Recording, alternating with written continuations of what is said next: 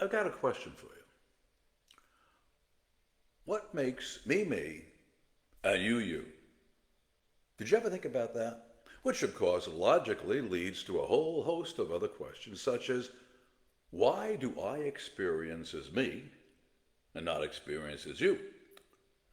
What is the single most fundamental, individual, intrinsic element that distinguishes me from you, or you from your Uncle Bob or your Aunt Fanny? The answer to all of those questions is consciousness, that elusive and mysterious aspect of human experience, which has captivated philosophers, scientists, and thinkers for centuries. Hello, all. Dr. Bruce here, welcoming you to the Spiritual Hitchhiker's Practical Guide to the Afterlife and Beyond. Now, the title of tonight's show is The Enigma of Consciousness and the Mechanics of Reincarnation, where science meets spirituality. Consciousness is something that intertwines with our very existence. It shapes the way we perceive the world, introspect, engage with our surroundings, and it's unique to each individual. For the next hour or so, I'd like to examine various perspectives and consider theories that might allow us to unravel its enigmatic essence and show its relationship to the impermanence of death, the afterlife, and what might lie beyond the afterlife, namely reincarnation. I'd also like to advance my unified theory of reincarnation, which I hope will take it out of the realm of the New Age, metaphysical, spiritual domain jargon, and provide a theoretical quantum physical framework for the idea of reincarnation. We'll suggest how reincarnation might work on a practical, fundamental, mechanical level, and how it might be supported by certain principles of quantum physics. After tonight, I truly doubt that you'll ever think of consciousness and reincarnation in quite the same way. And I apologize in advance because there's so much fascinating material to cover that I'm going to run over the 35 to 40 minutes I usually keep these shows to. But I promise to keep it interesting. I'm going to throw out a smorgasbord of information and ideas, and then later on, tie everything together in a hopefully neat package. So let's get started. Consciousness is a complex and elusive phenomenon that has been studied and debated by philosophers, scientists, and theologians for millennia. And there's no consensus on what exactly consciousness is, how it arises, or what its functions are. It can be broadly defined as the awareness or subjective experience of being aware. So, in a way, consciousness is being aware of being aware. But it also encompasses the rich tapestry of our thoughts, sensations, emotions, perceptions. Although there are a number of different theories about the nature and the origin of consciousness, and these theories often overlap and intertwine, they generally fall into two opposing camps: local and non-local, sometimes referred to as monistic and dualistic. Let's look at each. Local consciousness is often associated with mainstream scientific perspectives, and that posits that consciousness is an emergent property of the brain, and it's localized within specific neural structures. From this viewpoint, each individual possesses a unique subjective experience, originating from the neural activity occurring within their own physical body. According to local consciousness theories, consciousness arises solely due to the complex interactions between neurons, synaptic connections, and cognitive processes. Pretty cut and dry. In this case, consciousness wouldn't survive the death of the body, as the brain's processes cease and energy dissipates without being conserved. In short, when the brain dies, consciousness dies. That's all she wrote. End of story. Or in the words of the Terminator, hasta la vista, baby. Next, we have non-local consciousness. On the other hand, this theorizes that consciousness is not solely dependent on localized neural activity, but it's universal and interconnected phenomena that permeates all existence. It transcends individual brains and exists as a separate entity from the physical body. And it can exist beyond it. Now, this theory holds that consciousness is a fundamental aspect of the universe, present in all matter, and that it's immortal or transcendental and continues on after death. Non-local consciousness adherents argue that reducing consciousness to merely neural activity overlooks the broader aspects of subjective experience that seem to extend beyond the confines of the physical brain. Phenomena such as near-death experiences, ESP or extrasensory perception, out-of-body experiences, telepathic phenomena, reports of shared consciousness during deep meditation or psychedelic experience, and past life memories, challenge the notion of conscious being solely confined to local processes within the brain. Quantum mechanics, with its observation of something called entanglement, which we'll be discussing later on in the show, and non-local connections between particles, is often invoked to support the possibility of non-local nature of consciousness. Serious clinical study of the subject is now underway by noted scientists in various areas of academic research, and many of them are affiliated with some rather prestigious institutions. Now, there are far too many to mention here, so for the sake of brevity, I'm going to take a look at just a few of them and their particular theories. So first is Dr. Peter Fenwick. Now, he's a British neuropsychiatrist and neurophysiologist who is known for his studies of end-of-life phenomena.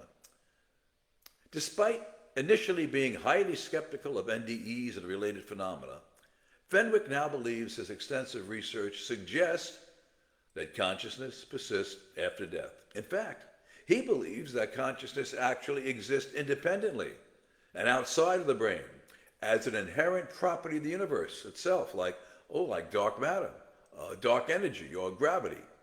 In Fenwick's view, the brain doesn't create or produce consciousness. Rather, it filters it and perceives only a tiny part of the universe's intrinsic consciousness. To explain his theory to the layman, he uses this analogy. The eye can see only the wavelengths of electromagnetic energy that correspond to visible light. But the entire electromagnetic or EM spectrum is vast. It extends from extremely low energy, long wavelength radio waves to incredibly energetic, ultra-short wavelength gamma rays. So, while we can't actually see much of the EM spectrum, we know things like X-rays, infrared radiation, and microwaves exist because we have instruments for detecting and measuring them. Now, most of us have a microwave oven in our kitchen. The same way, our ears can register only a narrow range of sonic frequencies, but we know a huge number of others, imperceptible to the human ear, also exist. Now, if you don't believe me, ask your dog. When the eye dies, the electromagnetic spectrum doesn't vanish or cease to be. It's just that the eye is no longer viable and therefore it can no longer filter or be stimulated by or react to light energy. But the energy it previously interacted with still exists nonetheless. Likewise, when the ear dies or stops transducing sound waves, the energies that the living ear normally responds to still exist. According to Fenwick, it's the same with consciousness. Just because the organ that filters, perceives, and interprets it dies, namely, we're talking about the brain, that doesn't mean the phenomenon itself ceases to exist.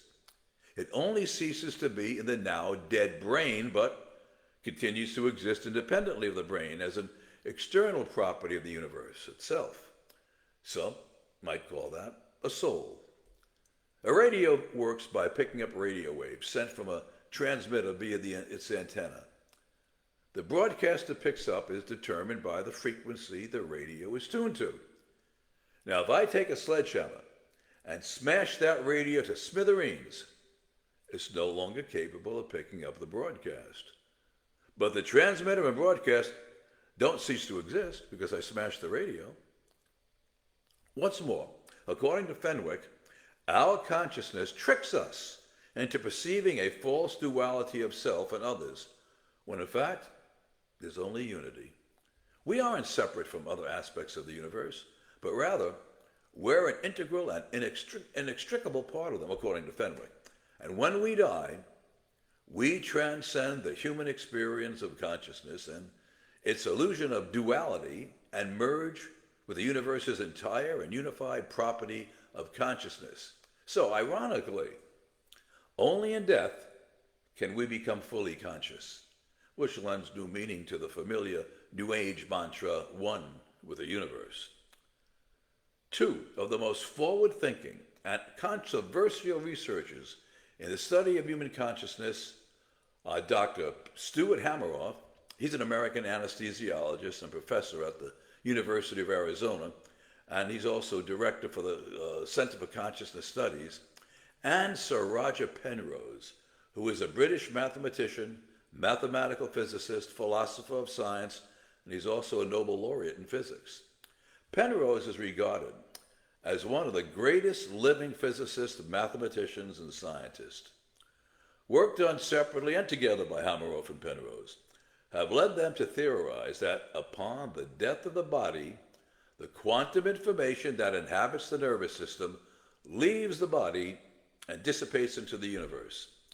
Now, that's a view consistent with the first law of thermodynamics, or the law of conservation of energy.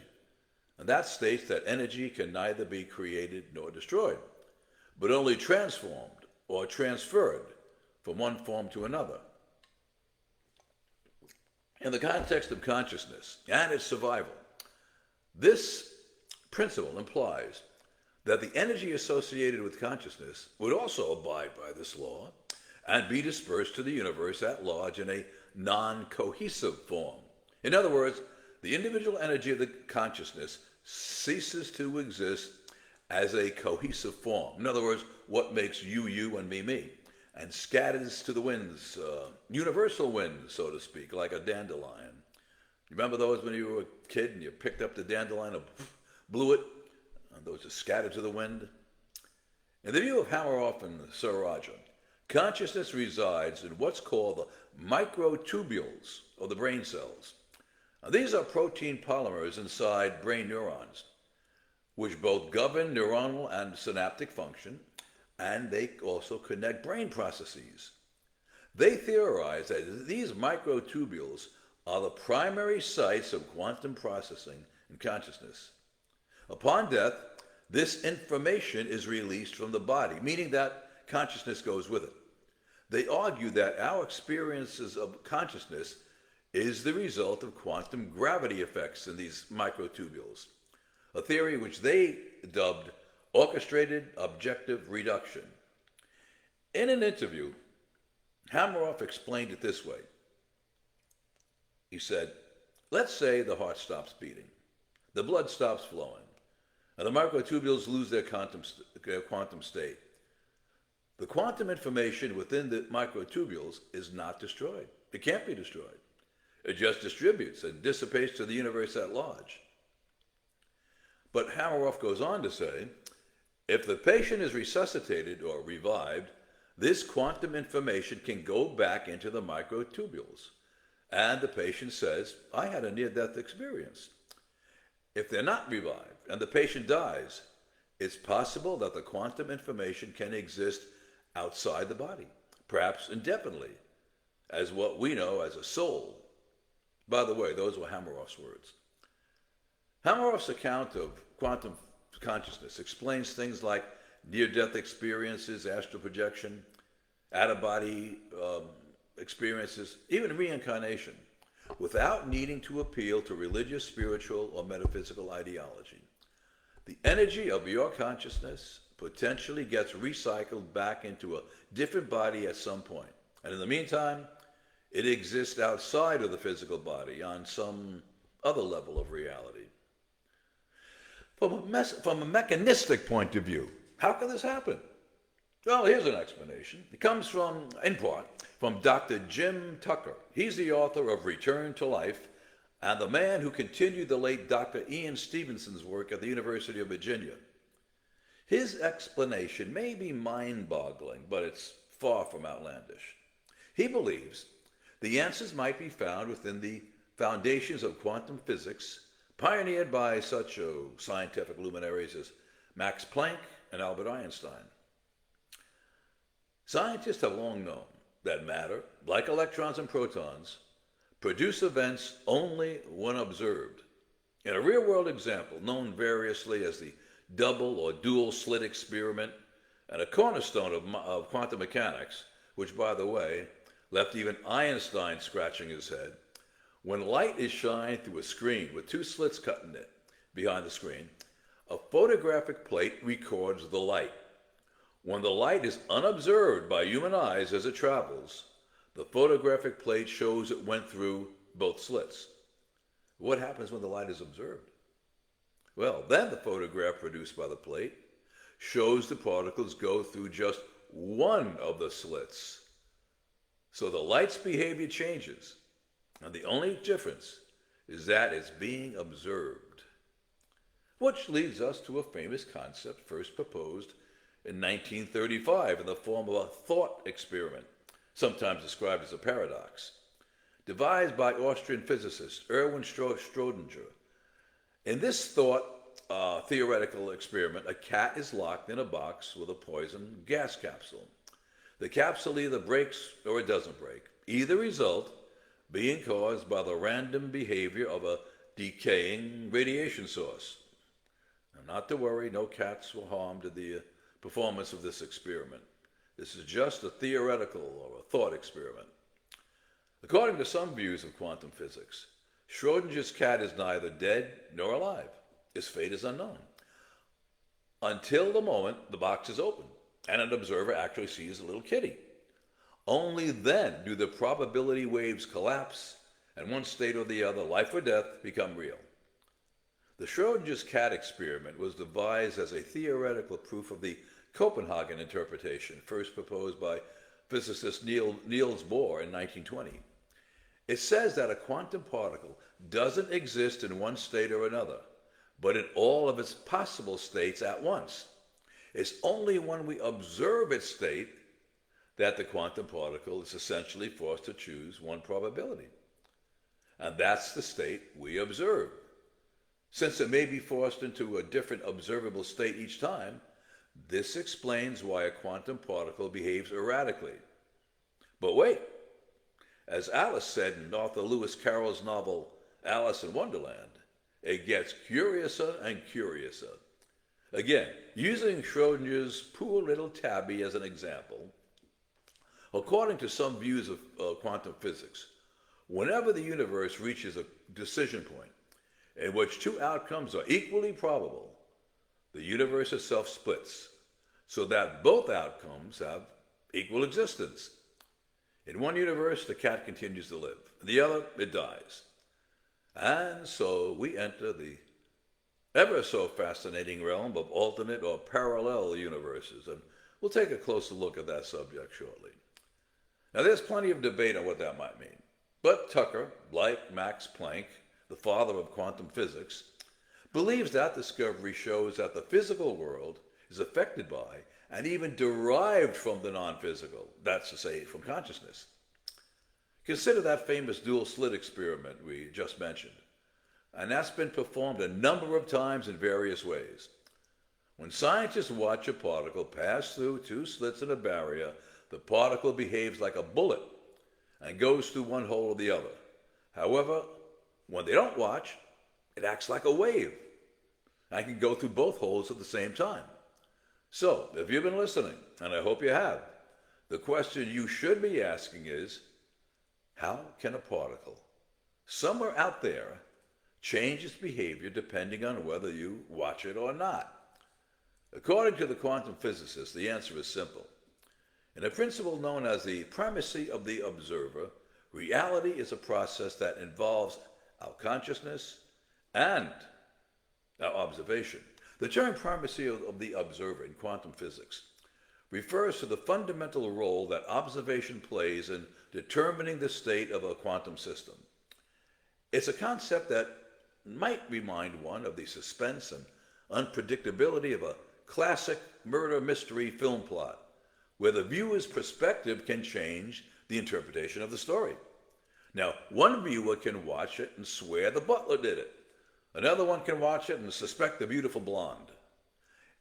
In the quantum realm, particles exist in a state of what's called superposition, meaning they can be in multiple states at once until they are observed. Once an observation is made, the superposition collapses into a single state.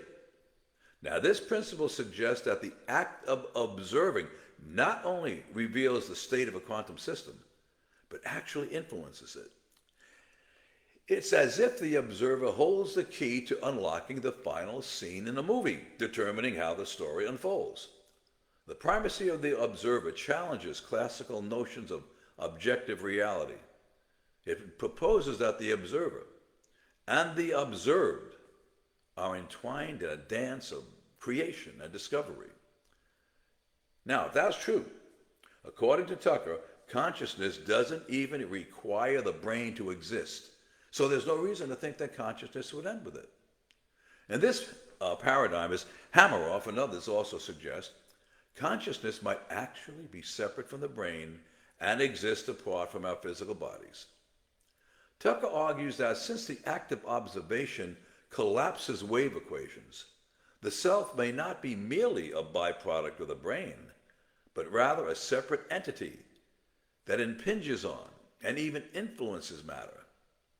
Tucker suggests that viewing the self as a fundamental non-material part of the universe makes it possible to conceive of it continuing to exist after the death of the brain. He believes that the brain might, in fact, simply be a conduit for consciousness to inhabit our bodies, but is transient through time and space. In other words, the brain is not the creator of consciousness, but an organ or an instrument used by the soul to allow it to navigate in a physical environment. Now, just as I used the example of a radio a little while ago, Tucker provides the analogy of a television set and the transmission signal. A television set is required to decode the signal, but it doesn't create the signal, does it? No, that comes from the television station. In a similar way, the brain may be required for consciousness to express itself, like a TV set, but may not be the source of consciousness. Tucker goes on to say, it's conceivable that in some way consciousness can be expressed in a new life. In other words, reincarnation. So, if Tucker's theory that the body receives consciousness in the same way that a cable box or a television receives signals is true, it must then follow that consciousness doesn't end at the death of the physical vehicle, just as the signals don't die if we destroy the cable box, or the television, or the radio for that matter. In fact, consciousness exists outside of constraints of time and space. It's able to be anywhere, in the human body and outside of it. In other words, it's non-local in the same sense that quantum objects are non-local. Dr. Robert Lanza, a medical doctor and a scientist who was voted the third most important scientist alive by the New York Times, seems to echo Tucker's theories. But he also goes a little beyond them. His study of physics, quantum mechanics, and astrophysics led to his theory of biocentrism, which teaches that life and consciousness are fundamental to the universe. Biocentrism asserts that current theories of the physical world don't work, can never be made to work, until they fully account for life and consciousness. It's consciousness that creates the material universe. Remember Schrodinger's cat? And not the other way around, as is the conventional view. In his book, Biocentrism, How Life and Consciousness Are the Keys to Understanding the Nature of the Universe, Lanza points to the structure of the universe itself and says that the laws, forces, and constants of the universe appear to be fine-tuned for life, implying intelligence existed prior to the existence of matter.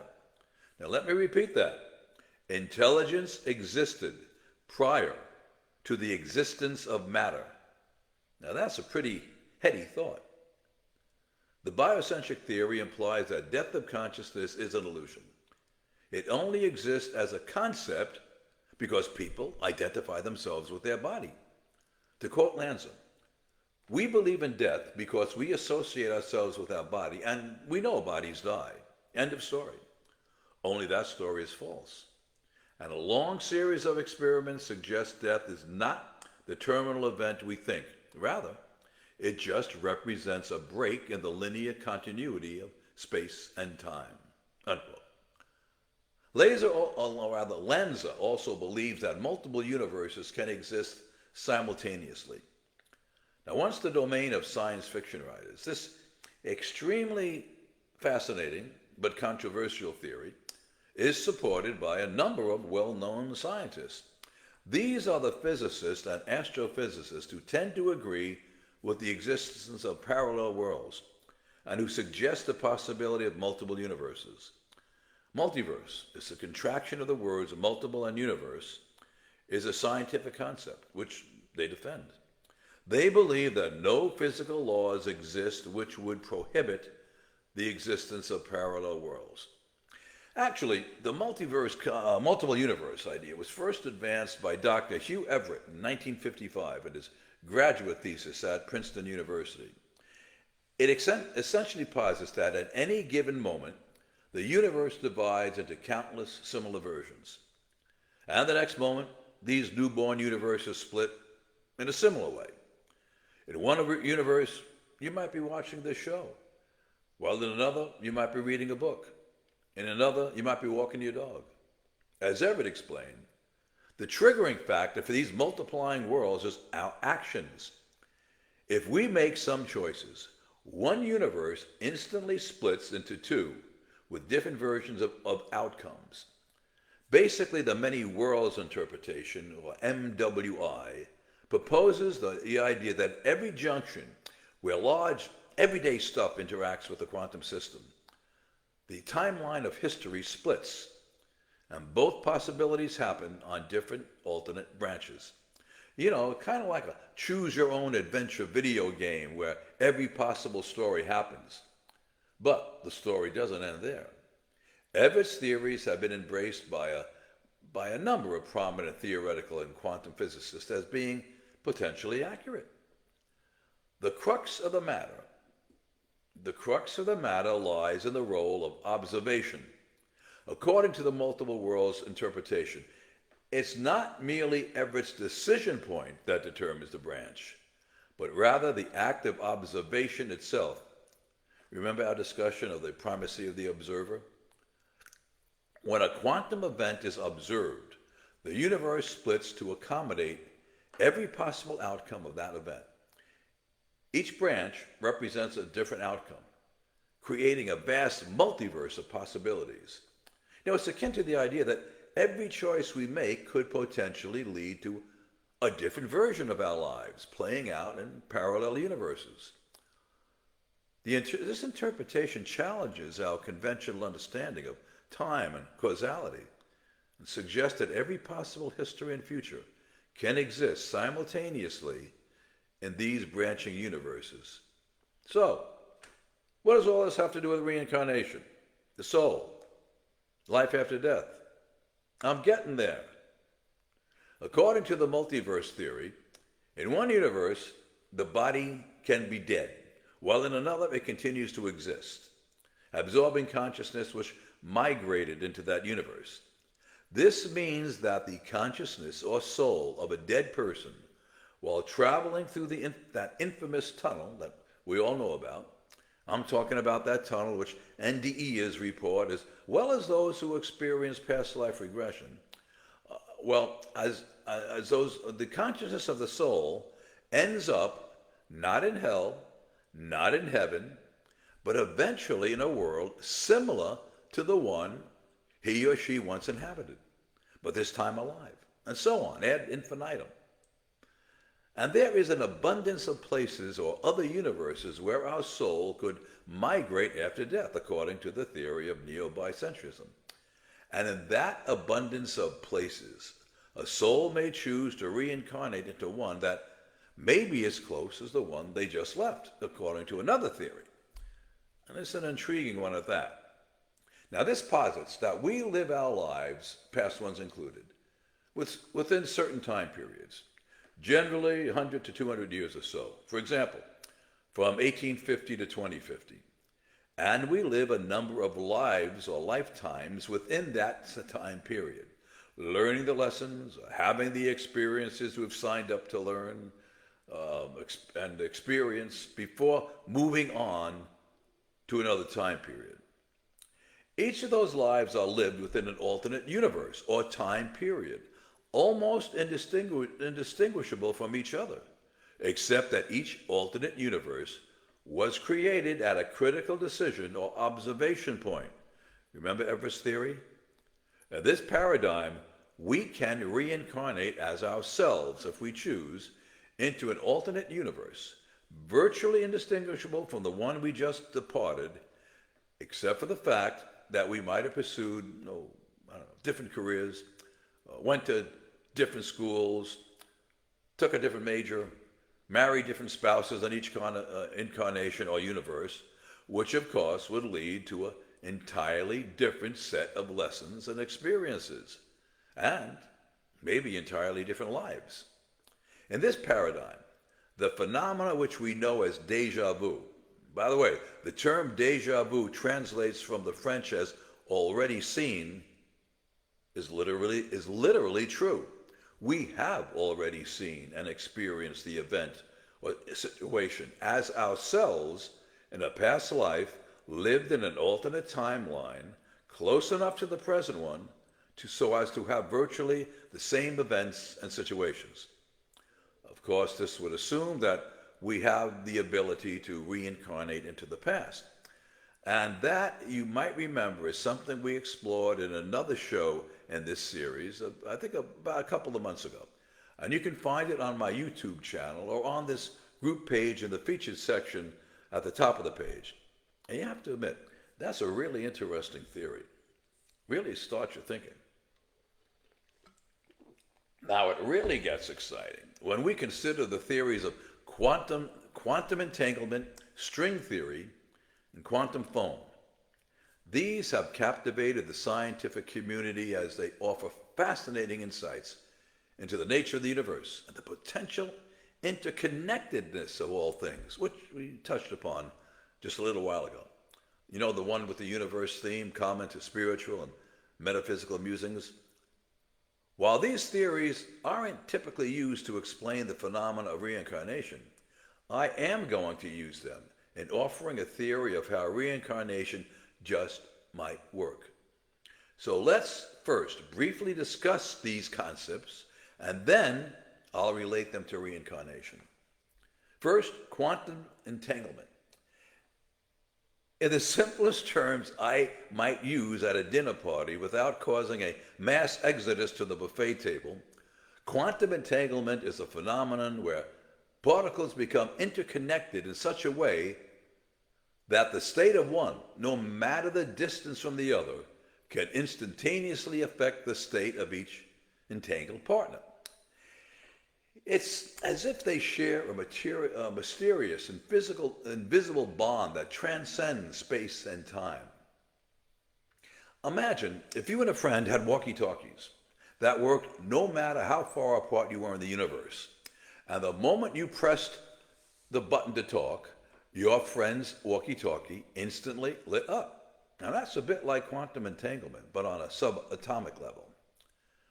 First proposed by physicists Albert Einstein, Boris Podolsky, and Nathan Rosen in 1935, experiments have since proven that quantum entanglement is very real and fundamental to nature. Moreover, quantum entanglement has been both observed and proven to work, not only at very short distances, but also at very great distances. I'm talking light years here.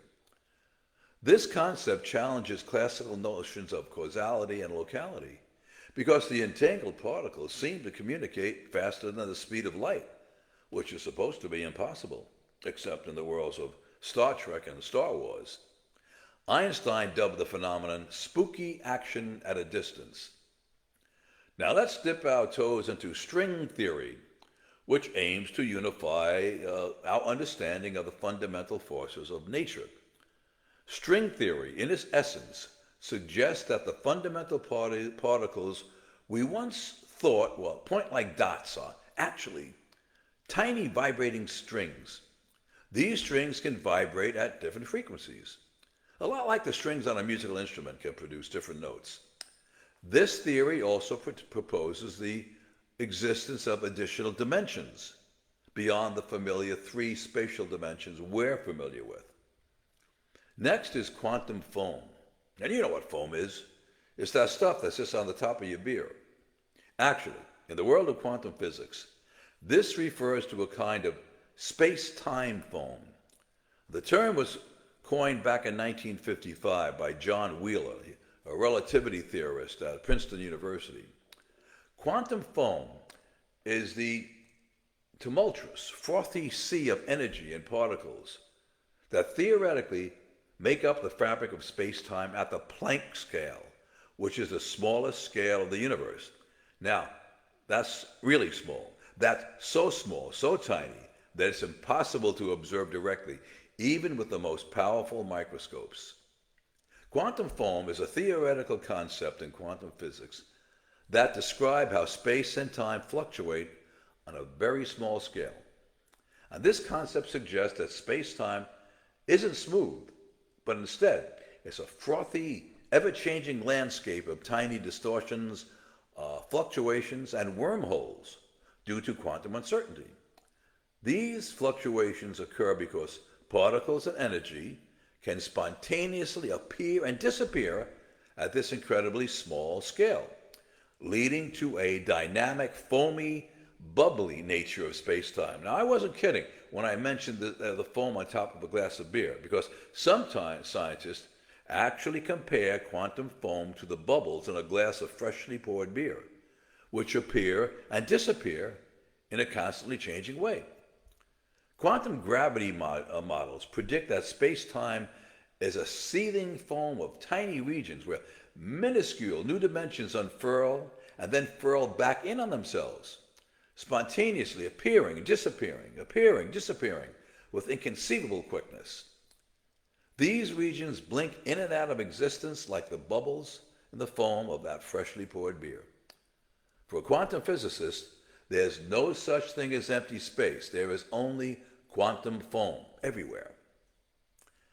Now, let's weave, finally, reincarnation into this theoretical tapestry. As we know, reincarnation is seen as the transfer of consciousness or soul from one physical body to another after death.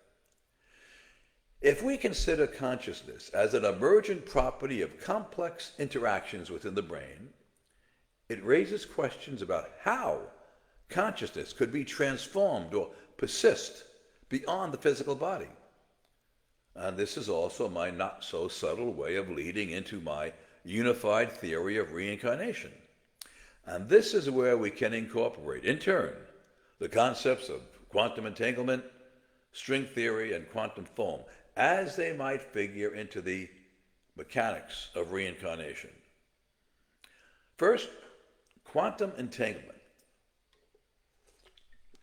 Imagine consciousness, if you will, as a type of informational pattern that is entangled with the universe. The connectedness and non-locality observed in quantum entanglement could suggest that consciousness is not strictly bound by space and time. Instead, it's part of a larger interconnected web that transforms, or transcends rather, physical boundaries. In this view, the entanglement of consciousness could offer a potential mechanism for its continuation or transfer between different bodies, or incarnations. In quantum physics, entangled particles share information in ways that aren't fully understood, but it does suggest an underlying unity. Similarly, the idea of reincarnation might be thought of as a process where the information or essence of a person is carried forward into a new life. If You imagine consciousness as a kind of quantum information. The process of reincarnation could be seen as a form of information transfer, where certain aspects of one's being are preserved and continue, similar to transferring digital files, which are essentially bits of information from one computer to another. Quantum entanglement, which shows us that particles can be deeply connected across vast distances, hints at a universe where separation is an illusion. This interconnectedness could provide a physical basis for the spiritual idea that all souls are part of a larger, unified whole, influencing each other across the boundaries of space and time, entangled with each other, and perhaps even across lifetimes. We might consider the possibility that if quantum entanglement can connect particles across vast distances, could there also be a form of spiritual or consciousness entanglement that connects the essence or soul of a person to a new physical form? Could the energy or consciousness of a person be so entangled with the fabric of the universe that it finds a new manifestation in another life? Something to think about. Now let's take a look at string theory and reincarnation. If you remember, string theory offers a framework where all particles are manifestations of vibrating strings. This vibrational nature could be seen as a physical counterpart to the spiritual journey of souls, vibrating at different frequencies through various incarnations. The theoretical relationship between string theory and reincarnation might be envisioned as a dance of vibrational energies across the fabric of the universe. In this view, the soul's journey through various lifetimes isn't just a spiritual odyssey, it's also a cosmic voyage, guided by the fundamental principles of vibration and resonance that govern all of existence. Some versions of string theory involve the concept of a multiverse, where multiple parallel universes exist. If we consider these additional dimensions as realms beyond our conventional understanding, they might provide pathways or channels through which consciousness could travel or transition between different states of existence. So, when we say so-and-so transitioned, it's a euphemism we use, instead of he died or he kicked the bucket, we actually might be speaking literally and not metaphorically. These dimensions, or the multiverse, could host different realities or realms where consciousness transitions, intertwines, and interacts in intricate ways, including the possibility of reincarnation. And last is quantum foam, that tumultuous, frothy sea of energy and particles that theoretically make up the fabric of space-time at the Planck scale. Here are three ways in which quantum mechanics, and by extension quantum foam, could theoretically be tied to reincarnation. Number one, conservation of energy and consciousness. As we know, reincarnation is based on the idea that the soul or consciousness persists beyond death and is reborn into a new body. Some speculative theories propose that consciousness itself might have a quantum basis. For example, the Penrose-Hameroff orchestrated objective reduction theory, suggesting that the mind or soul isn't bound by classical physics, but by quantum phenomena. If consciousness were a quantum process, it might interact with a quantum foam or even exist within it, potentially leading to a form of quantum rebirth across different realities. Number two is quantum information and the universe. Some quantum physicists argue that information, much like energy, is never truly lost, even in black holes. If this is the case, then it might be possible to extend this idea to consciousness. Information about a person's life, experiences, or soul upon death could theoretically be released from the microtubules of the brain, remember those, preserved in the quantum foam, and then recycled into new forms of existence. In other words, reincarnated via quantum entanglement and string theory. And number three is timelessness and cycles of existence. In quantum mechanics, time at the quantum level behaves differently than in the classical world. In some interpretation, time could be nonlinear or cyclical at the quantum level. This could suggest that existence, rather than being a one-way street, may involve multiple cycles or iterations, or reincarnation. From this perspective, quantum foam, which is seen as a seething foam of tiny regions where minuscule new dimensions blink in and out of existence, just like the bubbles in a foam of freshly poured beer, could be seen as the everlasting canvas through which multiple lifetimes or realities could emerge and dissolve, just like the bubbles. Now let's further connect the dots and link all of this to consciousness and the observer's role in reality. If you remember, in quantum mechanics, the primacy of the observer effect posits that the act of observation can alter the state of a quantum system. This idea has led to speculation about the role of consciousness in shaping reality itself. If the fabric of reality, at its most fundamental level, is subject to observation, could consciousness, in some way, influence the very structure of space-time, or the unfolding of events by sculpting reality? If consciousness interacts with the quantum foam, the very foundation of reality, it opens up philosophical discussions about our ability to influence or shape the physical world, not just through actions and decisions, but at a more deeper, fundamental level, such as in what happens after we exit the physical world. In other words, the afterlife. This is where science meets the most profound spiritual, philosophical, and metaphysical questions. Some have hypothesized that if consciousness can interact with the fabric of reality at a quantum level, perhaps it transcends the physical boundaries of our known universe. Could the quantum foam be the bridge between our physical existence and a non-physical afterlife in which we can sculpt or design coming incarnations? Now, linking this concept to consciousness and the primacy of the observer, many interpretations of quantum mechanics, such as the Copenhagen interpretation, give significant importance to the observer in determining the outcome of quantum events. This idea is often extended to suggest that consciousness plays a direct role in shaping reality by observing or interacting with a quantum system.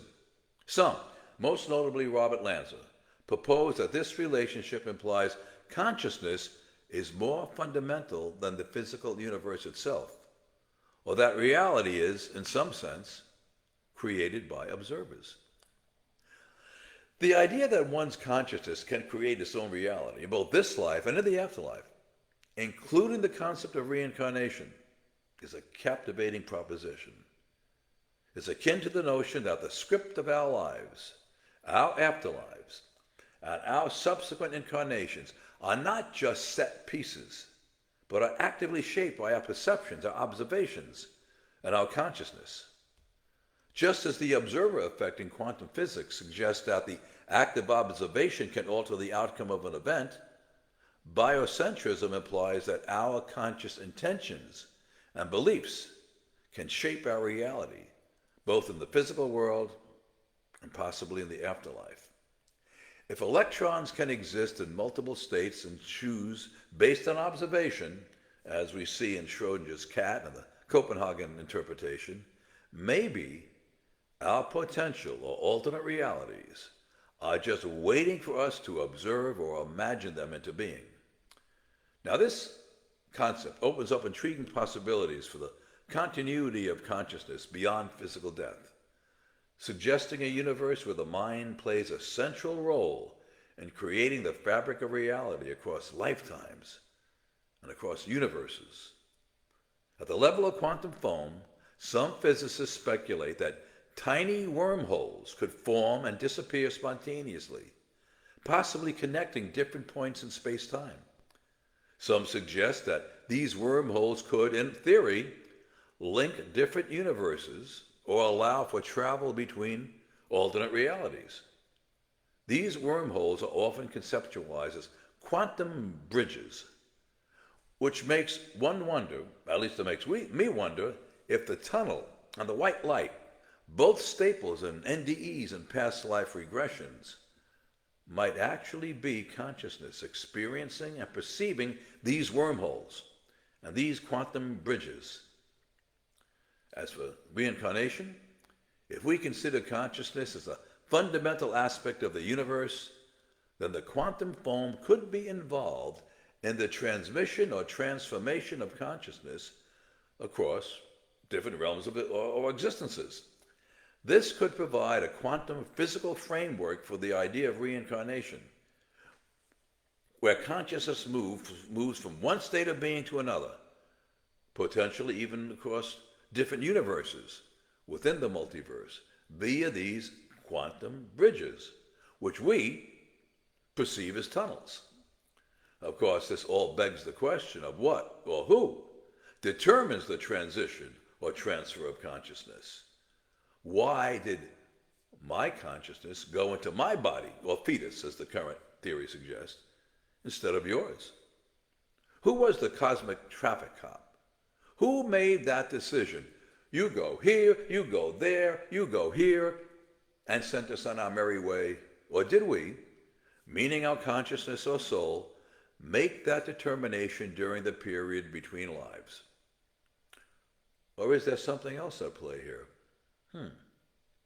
One answer may lie in something called the phenomenon of spontaneous self-organization.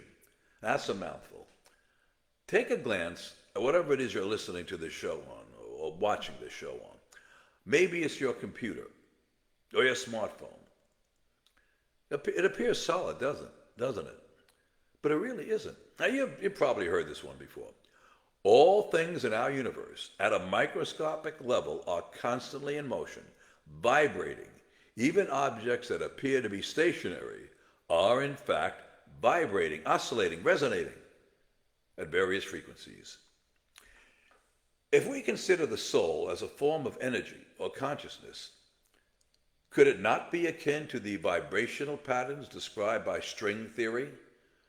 Just as strings vibrate at different frequencies to manifest as different particles, maybe the soul's energy vibrates in a unique pattern that transcends physical death and influences its manifestation in new physical bodies.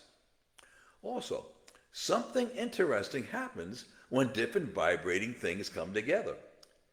In a veritable quantum entanglement tango, they'll often start, after a little while, to vibrate together at the same frequency, regardless of, as we have seen, of physical distance between the two, be it millimeters or light years. They sync up, sometimes in ways that can seem mysterious or, as Einstein put it, spooky. One theory which has been offered is that there exist certain vibrational compatibilities or sympathetic matches that our soul or consciousness are drawn to when in the disembodied state, with a variety of factors involved, such as past relationships with members of our soul group, resonance with certain time periods and certain places, genetics, skill sets, body types, lifestyle, so on. And this certainly lends new significance to the Italian word simpatico. So with this theory, we are the traffic cops. And along with being the traffic cops, turns out that, as we've seen, we may indeed be the grand architects of our cavalcade of lives. So, in plain English, what I am suggesting is that it might be the case that we, our soul, our consciousness, possesses the ability to design our next life, A, while we're still living in this one, and or B, in the afterlife, meaning in the between life state, And C, considering the nonlinearity of time and theorized existence of alternate realities, we can choose to reincarnate into whatever time period we wish, and even do a replay of the life we just lived. It's a tantalizing thought that merges the realms of physics, spirituality, and the eternal mysteries of existence and consciousness. Reincarnation is a complex phenomenon that encompasses philosophical, spiritual, cultural aspects, which may or may not align with the language, principles, or mathematical framework of quantum entanglement, string theory, quantum foam, the primacy of the observer, vibrational compatibilities, sympathetic matches, and the other theories I threw out. But it is interesting and fun to speculate, and provides us with an excellent starting point to continue this exploration. Currently, contemporary science primarily relies on empirical and measurable evidence, often dismissing metaphysical, spiritual, and esoteric concepts as untestable or outside the purview of scientific investigation. But maybe not for long. If the history of science and the work of scientists like Fenwick, Grayson, Hameroff, Penrose, Lanza, Tucker, among others, is anything to judge by. For the time being, this all remains a fascinating thought experiment that invites us to consider the interconnectedness of all things, from the smallest particles to the grandest souls. It's a reminder that there are more things in heaven and earth that are dreamt of in our philosophies, as a wise man once said. Well, that about does it for tonight's show. I know we discussed some pretty heady stuff here, and if you find this as fascinating as I do, you might want to give this show another viewing. You'll find it here on this page and in the featured section above, and also on my new YouTube channel. I'll posted that address in the comments section. And I'd appreciate it if you could head on over there and subscribe to the channel. There's no charge, of course. Before we close, a couple of things. There are still some slots left for the beta version of my past life regression certification training. At $500 instead of the $2,000 or $3,000, it'll be costing after the alpha version goes up on the online platform. You can read the information on the past life training page on my website, which is also posted above in the comment section. There's also a post in the featured section at the top of this page. The next show, scheduled for October 9th, will be one befitting Rod Serling.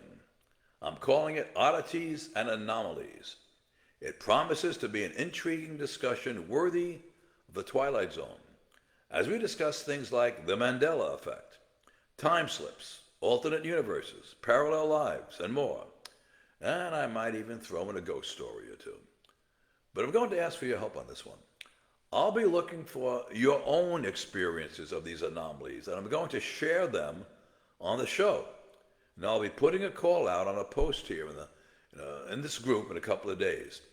You can submit them to me at drkaloski@gmail.com or DM me with them on Facebook Messenger.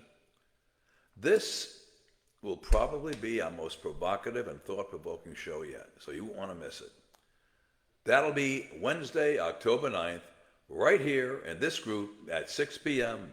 Pacific Daylight Time. Before I sign off, I'd like to leave you with a story, literally, and in so doing, perhaps give you some additional food for thought. Earlier, we discussed the work of British neuropsychiatrist and neurophysiologist Dr. Peter Fenwick. If you remember, we said that Fenwick was of the opinion that our consciousness tricks us into perceiving a false duality of self and others, when in fact, there is only unity. We're not separate from other aspects of the universe, but we're an integral and inextricable part of them.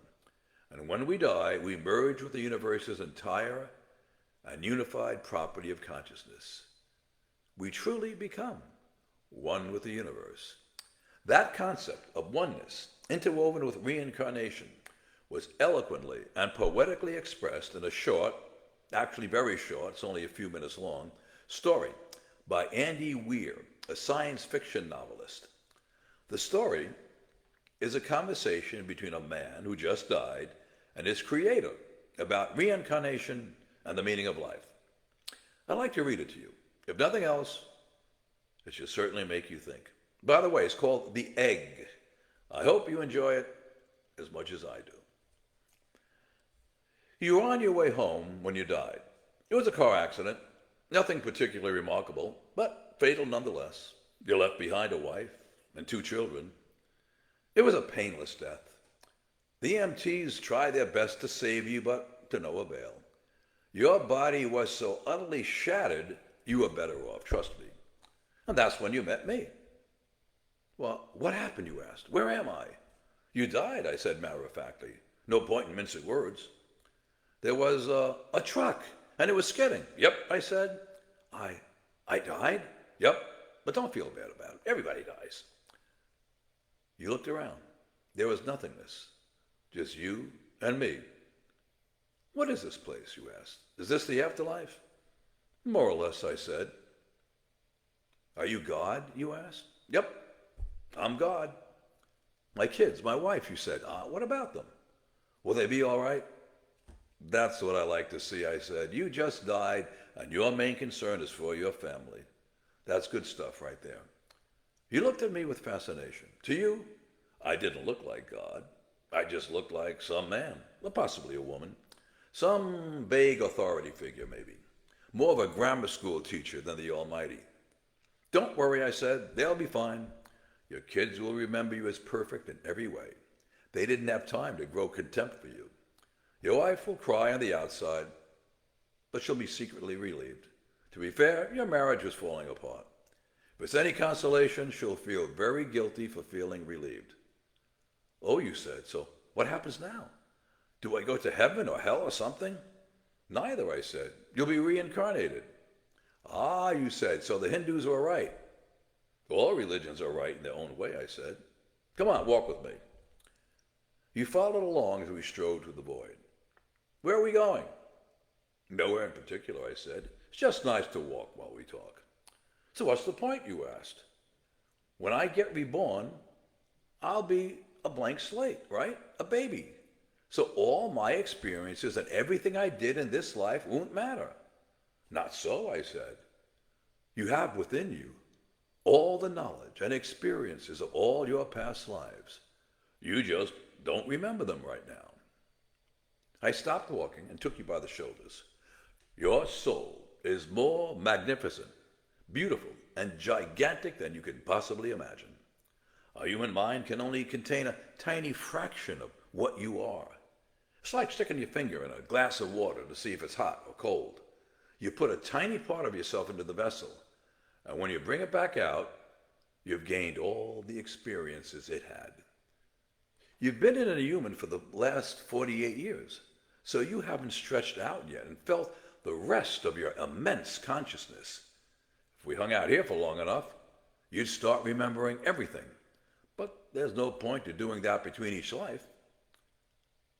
Well, how many times have I been reincarnated then, you asked?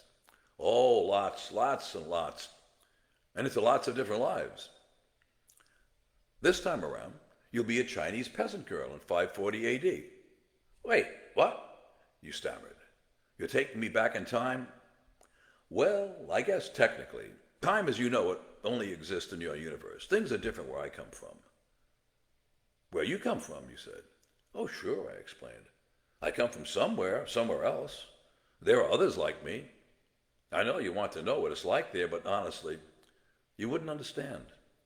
Oh, you said, a little let down. But wait, if I get reincarnated to some other places in time, I could have interacted with myself at some point. Sure, happens all the time, I said. And with both lives only aware of their own lifespan, you don't even know what's happening. So what's the point of it all? Seriously, I asked. Seriously? You're asking me for the meaning of life? Isn't that a little stereotypical? Well, it's a reasonable question, you persisted. I looked you in the eye. The meaning of life, the reason I made this whole universe, is for you to mature. You mean mankind? You want us to mature? No. just you. I made this whole universe for you. With each new life, you grow and mature and become a larger and greater intellect. Just me? What about everyone else? There is no one else, I said. In this universe, there's just you and me. You stared blankly at me. But all the people on earth, all you, different incarnations of you. Wait, I'm everyone? Now you're getting it, I said, with a congratulatory slap on the back. I'm every human being who ever lived, or will ever live, yes. I'm Abraham Lincoln, and you're John Wilkes Booth, too, I added. I'm Hitler, you said, appalled, and you're the millions he killed. I'm Jesus, and you're everyone who followed him. You fell silent. Every time you victimize someone, I said, you are victimizing yourself. Every act of kindness you've done to yourself.